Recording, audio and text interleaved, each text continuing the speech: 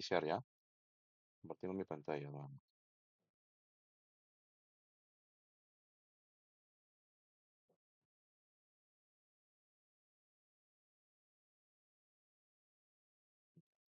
Entonces, me comenta Facundo que estábamos viendo, que ustedes vieron hasta esta parte, ¿no? Donde había Ajá, puesto la pantalla. Ya, ok. Ya, entonces lo que yo les decía es que la curva L-ROC te muestra la relación entre la sensitividad y uno menos la especificidad. ¿Por qué te muestra eso, no? ¿Por qué te muestra la relación entre sensitividad y uno menos? Porque lo que nosotros hemos visto en el paso anterior, cuando hemos hecho la tabla de clasificación, es que hay una relación siempre inversa entre estos dos valores. Si yo quiero más sensitividad, tengo menos especificidad, o viceversa, ¿no? Si tengo menos sensitividad, alcanzo mayor especificidad.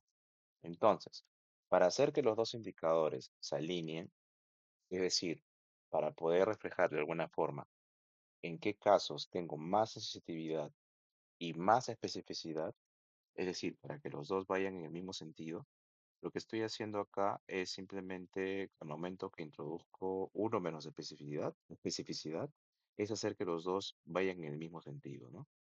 Mayor sensitividad implicaría mayor valor de uno menos especificidad. Eso es lo que estoy haciendo, ¿ya? A ver, un ratito.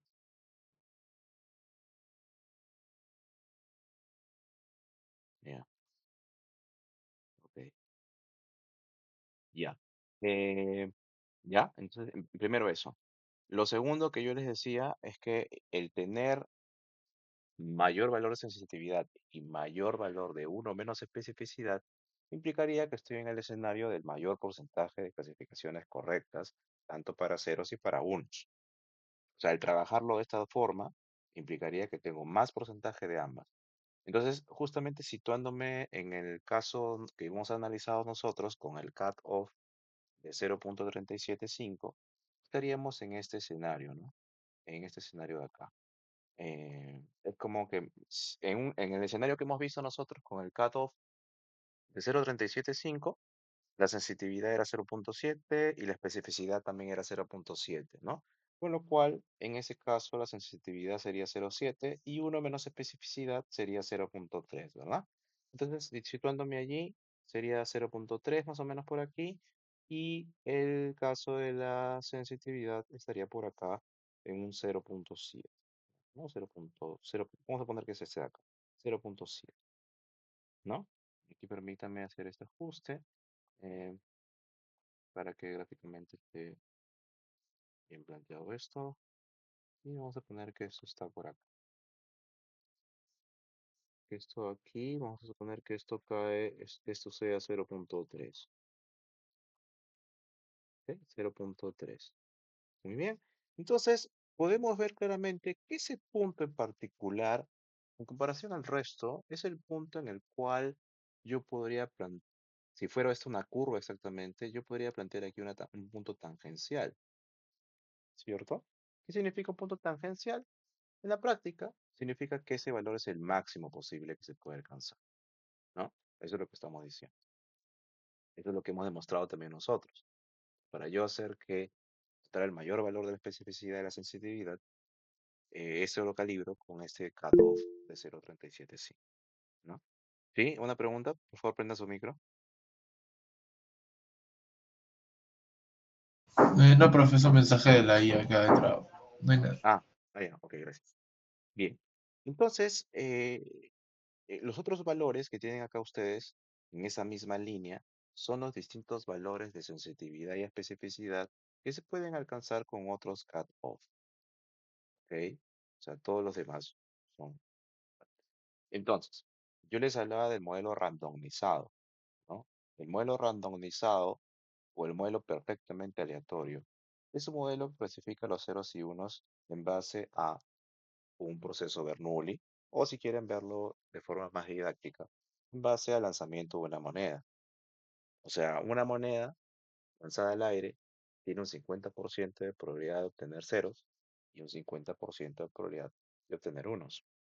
Si yo planteara la gráfica de sensitividad y especificidad de un modelo como ese, pues esa gráfica sería esta línea recta que tú ves acá.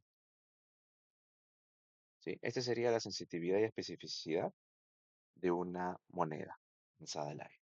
Entonces, lo que me está indicando esta gráfica EDROC es qué tan diferente es el poder explicativo de mi modelo respecto, en términos de sensitividad y especificidad, respecto a ese modelo aleatorio, ¿no? En este caso, para yo medir qué tan diferente es mi modelo respecto a este modelo aleatorio, qué tanto poder explicativo adicional tiene mi modelo respecto a ese experimento aleatorio, yo lo que hago es, en general, calcular el área de toda esta curva que está debajo de esta línea punteada. Esa curva que está debajo del área punteada se le conoce como el área debajo de la curva roja. ¿Ok? Bueno, es esta área, perdónenme, y esta área de acá también. Toda esta área que es la que yo voy a considerar. O sea, el área que sale aquí por defecto con este modelo randomizado es 0.5, que es la mitad del área de todo el cuadrante. Si yo observara que con el modelo el área es mayor que 0.5, significa que mi modelo explica más en términos de especificidad y sensitividad, tiene mayor capacidad predictiva en comparación a ese modelo randomizado. Y eso se puede ver justamente acá. Si observamos que el área debajo de la curva ROC es 0.7702, lo que significa que nuestra área, además del área del modelo randomizado, que es 50%, está explicando o tiene una capacidad predictiva 27% mayor, ¿no? Entonces, lo cual me indica, el modelo sirve para clasificar correctamente ceros y unos. Naturalmente, yo también puedo utilizar esta área debajo de la curva ROC para rankear modelos. Podría yo determinar, por ejemplo, que un modelo alternativo a este, por ejemplo, me permite obtener un área, una curva ROC que, por ejemplo, está por acá, ¿no? Podría obtener otro modelo donde la curva ROC está por acá. Entonces, ¿en qué medida yo podría decir que un modelo es mejor que otro en términos de capacidad predictiva? En la medida que la curva ROC tenga un área mayor debajo de ella. O sea, es decir, ¿no? Si yo tengo el modelo, este es el modelo 3, por ejemplo, este es el 2 y este de acá es el modelo inicial, yo estaría diciéndote en ese escenario que el modelo 3 tiene una capacidad predictiva mucho mayor en comparación a 2 o en comparación a 1. Y obviamente el área que estaría debajo del modelo 3 sería un área pues ya cercana a 1, por decir algo, ¿no? 0.95, por decirte algo, ¿no? Entonces, ese sería el escenario ideal. ¿Se entendió entonces qué cosa me indica la curva o el área llamada área debajo de la curva ROC? Sí, pero Muy bien. Entonces, dado que ya tenemos todos esos insumos para poder desarrollar, ¿no? Eh, plantear ya nuestro modelo completo, ¿no? Porque el modelo que hemos trabajado hasta el momento es un modelo, pues, simple, ¿no? Un modelo que solamente está empleando una variable. Pero yo lo que voy a hacer ahora ya es utilizar un modelo completo, ¿no? Entonces, el modelo completo que voy a utilizar aquí es el siguiente, ¿no? Voy a generar, a ver, voy a ver, tengo todas las variables, ya lo voy a hacer con todas las variables, ¿ya? Entonces aquí, esto de acá solamente para que quede ordenado, lo voy a juntar y ahora voy a plantear el nuevo modelo. Le voy a decir probit, admit, bueno, puedo usar el probit del logit, vamos a usar el logit, ¿no? Lo mismo, logit, admit, GPA, ¿no? Pero también quiero que utilice la variable grid y también la variable top node, ¿no? Que es la otra variable que hayamos visto, es una variable también que explicaría, en cierta medida, la mayor probabilidad de ser admitido, ¿no? En este caso, vamos a correr primero esto. Además, si quieren eliminar, si quieren que no se muestre la parte iterativa, podrían poner aquí no blog, ¿no? Para que no muestre la parte iterativa y simplemente muestre la tabla de resultados.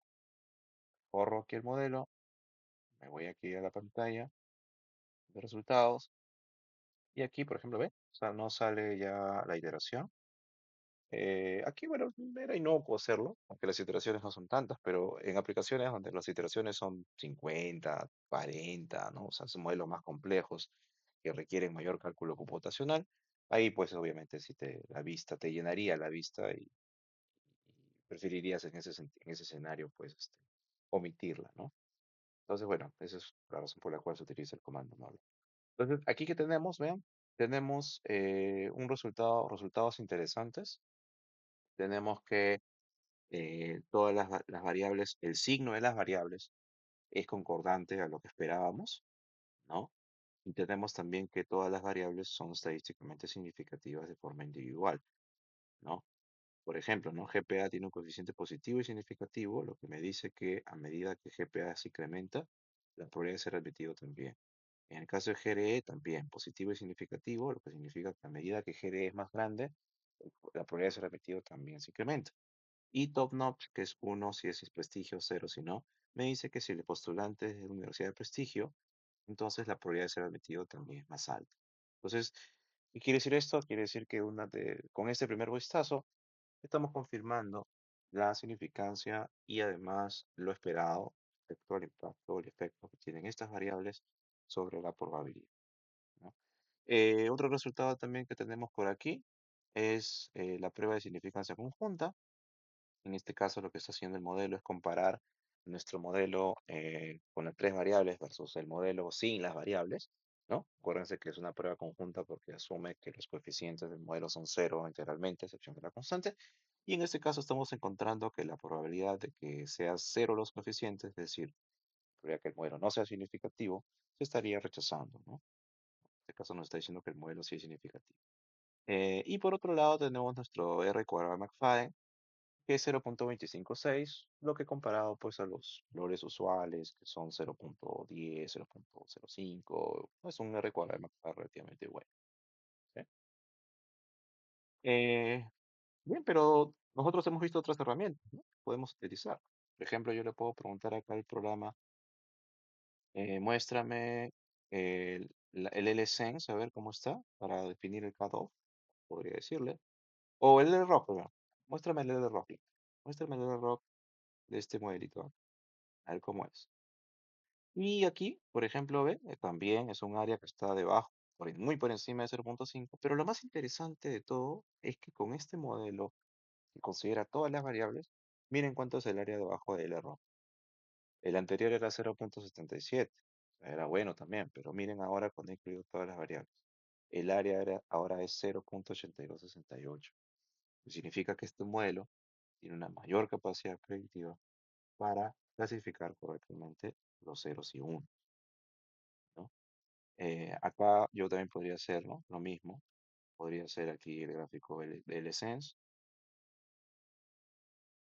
Y acá el cutoff parece que está casi al mismo nivel. Vamos a hacer entonces el Essence con este mismo cutoff.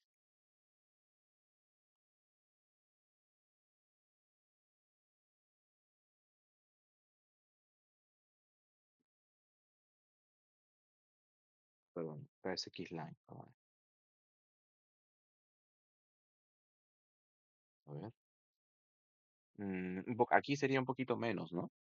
0.33, a ver, 0.33 en lugar de 0.37, a ver. Aquí está, ¿no? Un poquito menos incluso puede ser, pero ahí está, ¿no? Entonces estoy encontrando el valor del umbral que maximiza esto, ¿no? Entonces con esto, yo voy a pedir que me haga la clasificación. Le voy a poner acá L,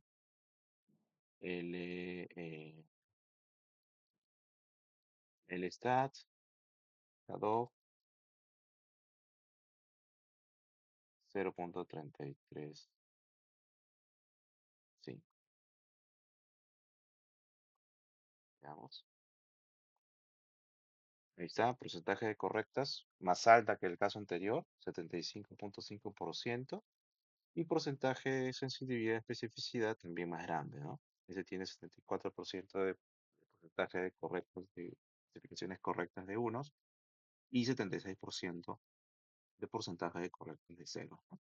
Lo que significa que nuestro modelo, pues, es superior a nuestro modelo anterior más básico, ¿no? ¿Ok? Entonces, por todos lados, tenemos que este modelo es superior, ¿no? Al modelo anterior, ¿correcto? Muy bien. Entonces, hasta el momento solamente hemos llegado a cuál sería la especificación de nuestro modelo, ¿ya? En base a toda la información disponible, naturalmente. Podría ser también que podemos considerar otras variables, ¿no? Eso va a depender obviamente de la expertise del investigador o también del marco teórico utilizado, ¿no? Podría, por ejemplo, considerarse el tipo de programa de posgrado que se está postulando, de repente algunos programas de posgrado son más estrictos que otros, ¿correcto?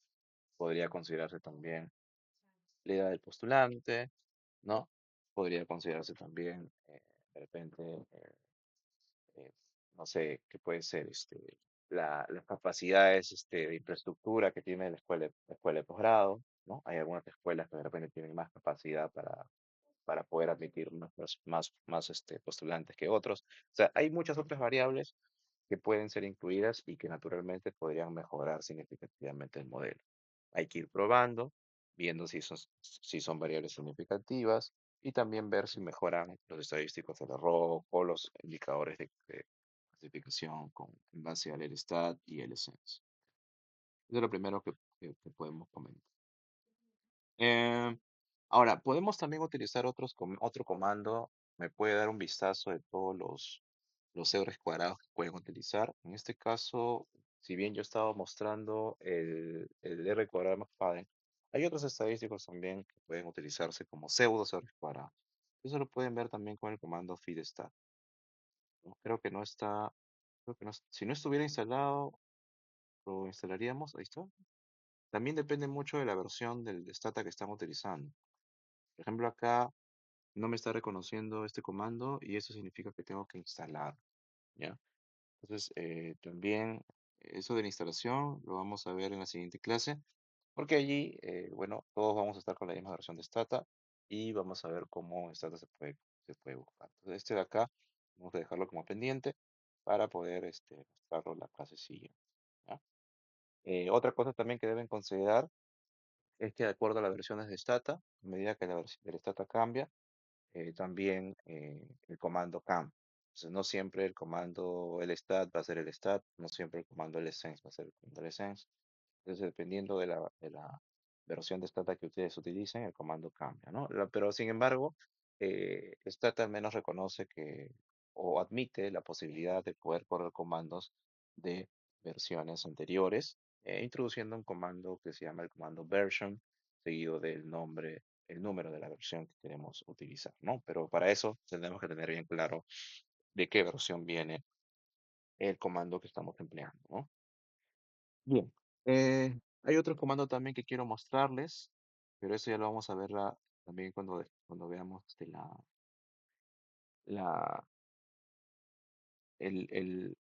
búsqueda, que es el comando pure ¿no? Por ejemplo, este comando pure en el Stata que está instalado, creo, en los laboratorios de la universidad, ya no es admisible, inclusive ni siquiera con la versión, o sea, ni siquiera haciendo el uso del comando version, se ha sido totalmente retirado del paquete, con lo cual aquí el comando que vamos a utilizar es otro, ¿no? Pero lo que va a hacer el comando pure es básicamente calcular las probabilidades estimadas en base a eh, los valores que nosotros le demos sobre las características de las variables explicativas, ¿no? ¿Ok? Entonces, nosotros vamos a saltarnos estos son análisis de escenarios, lo vamos a ver también en la siguiente clase. Y lo que vamos a ver en este momento es centrarnos en el comando impacto marginal. Los impactos marginales sí son interesantes de ver. ¿Por qué son interesantes de ver? Porque en este modelo, en este modelo, el modelo de elección discreta, nosotros si bien hemos tenido aquí un resultado, ¿no? Me lo voy a correr de nuevo mejor, modelo para tenerlo aquí. Si nosotros vemos aquí el modelo, aquí tenemos parámetros, ¿cierto? Pero estos parámetros, o sea, respecto a estos parámetros, solamente podemos hacer referencia respecto a su signo y su significancia, más no podemos hacer una interpretación de los parámetros tal como están. Es decir, yo no podría decir, por ejemplo, que si GPA se incrementa en uno, la probabilidad de ser admitido se incrementa en 1,59. Yo no podría decir que si GRE se incrementa en uno, la probabilidad de ser admitido se incrementa en 0,6. No podría decir que si la universidad es de prestigio del postulante, la probabilidad se incrementa en 0,76. Eso no se puede hacer. ¿Por qué no se puede hacer? Porque nuestro modelo es un modelo no lineal. Y como es un modelo no lineal, y eso lo hemos visto en la clase anterior, el impacto marginal ya no depende solamente del parámetro, sino también depende de la función de densidad marginal evaluada en las características del individuo. De hecho, si lo tienen ahí apuntado, nosotros hemos visto en la clase anterior, hemos visto que eh, cuando yo calculo el impacto marginal, te recuerden que tengo esta probabilidad, ¿no? Probabilidad de que esto sea un modelo no lineal de probabilidad, es así, ¿cierto? Entonces, eh, lo que tenemos acá es lo siguiente, ¿no? Si yo calculo el impacto marginal que tiene el cambio de una de estas variables sobre la probabilidad de que el individuo sea admitido, por ejemplo, pues eso será el parámetro de esa késima variable, ¿no? Multiplicada por la función de velocidad marginal evaluada en todo el conjunto de características del individuo, ¿no? Es decir, el impacto marginal solamente depende del parámetro, sino además de qué individuo estemos analizando.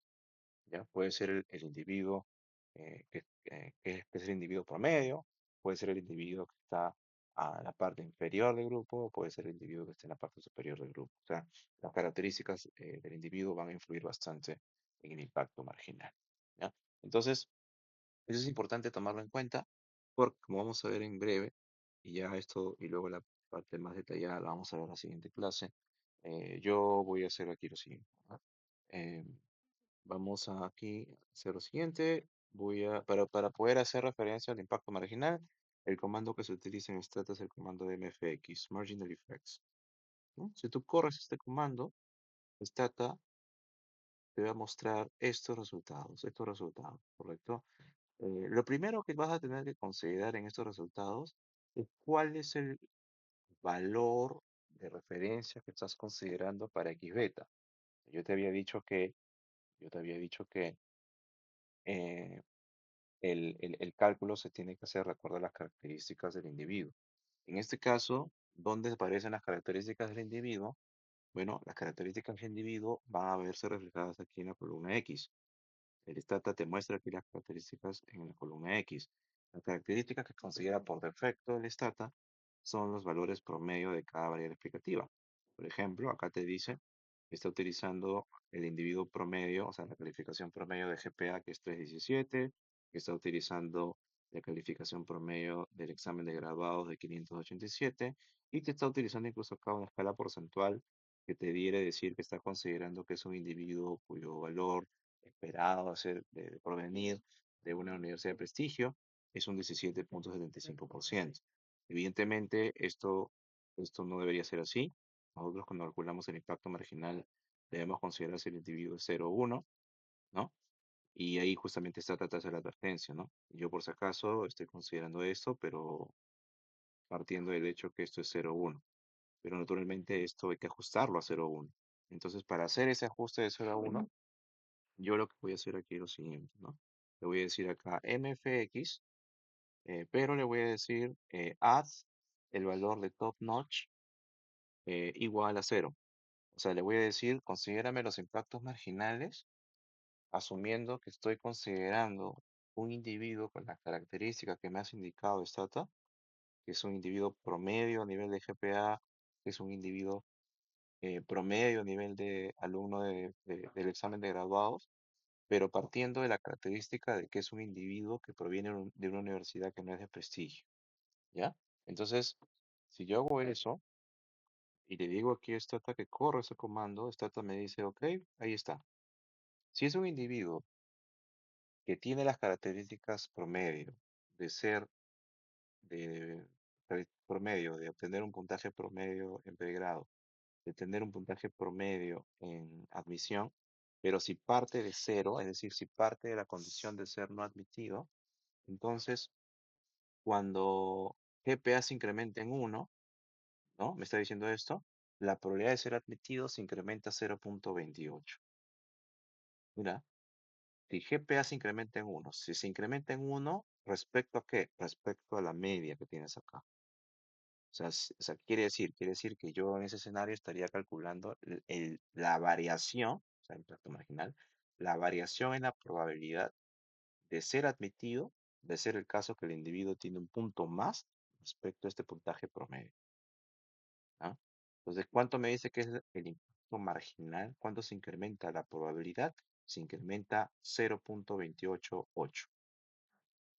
Entiendo de una probabilidad de 0.23, que es la probabilidad de un individuo con esas tres características, estaríamos diciendo que si GPA se incrementa 1, la probabilidad del individuo se incrementaría hasta aproximadamente un 0.51%, ¿sí? O sea, más de un 50% de ser admitido.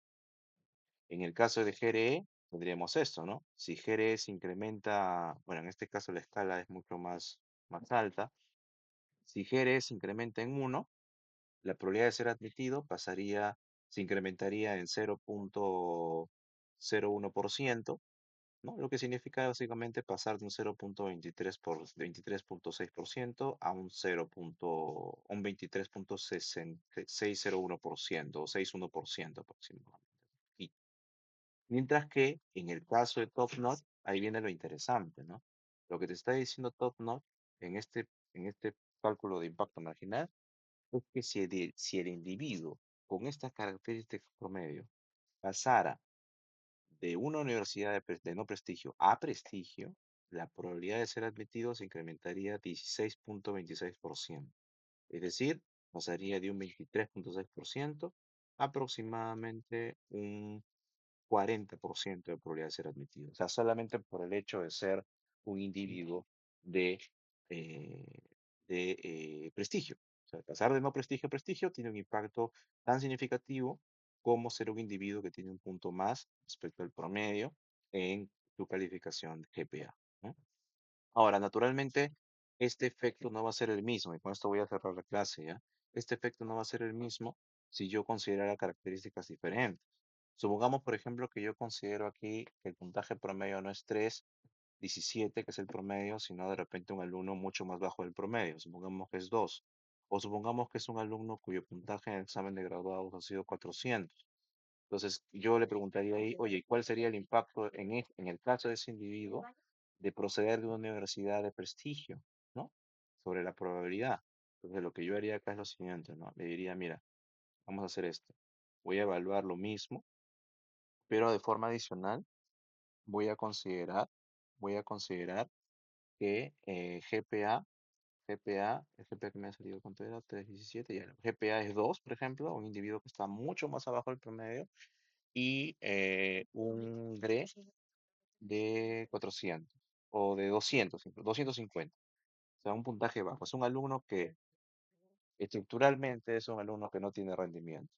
O sea, ni cuando ha dado el examen, ni cuando viene el pregrado.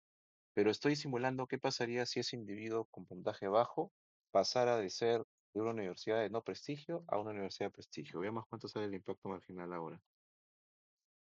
Muy bien, corro el modelo me dice ahora que la probabilidad de ser admitidos con esas características es bastante baja, pero ahora lo que vemos aquí es que en el caso de ese individuo, la probabilidad también se incrementa bastante poquito, ¿no? O sea, un individuo que estructuralmente tiene características que apuntan a no ser admitido, entonces, por más que cambie de una universidad de no prestigio a una de prestigio, su probabilidad también no va a cambiar tanto, ¿no? Ok. Y lo mismo si ustedes hicieran eso, pero para un individuo pues destacado, ¿no? Por ejemplo, un GPA de 4, por ejemplo. No, que 4 no mucho. 3,8, por ejemplo, y un GRE de 600, ¿no?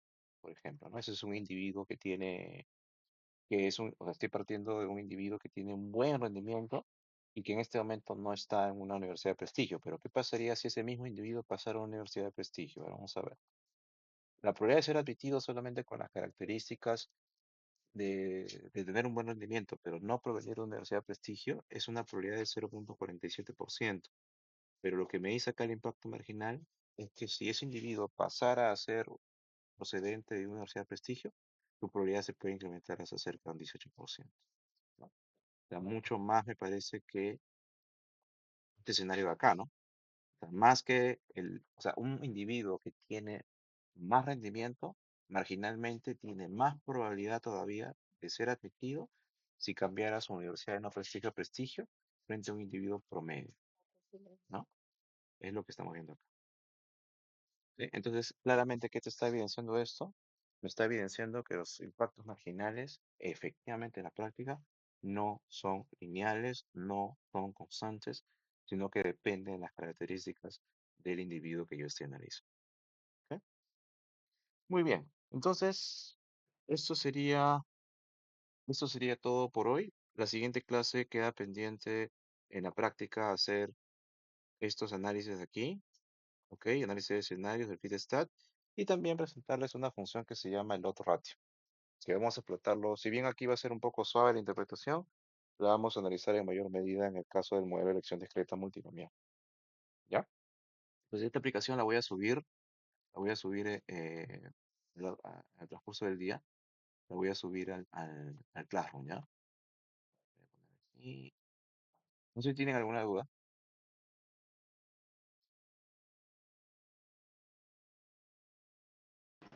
Todo bien, profe. Ok, muy bien. Entonces, eso sería todo y nos vemos la siguiente semana, el día viernes. ¿Ya? Ok, profe, muchas gracias. Sí, Daniel. Profesor, buenos días.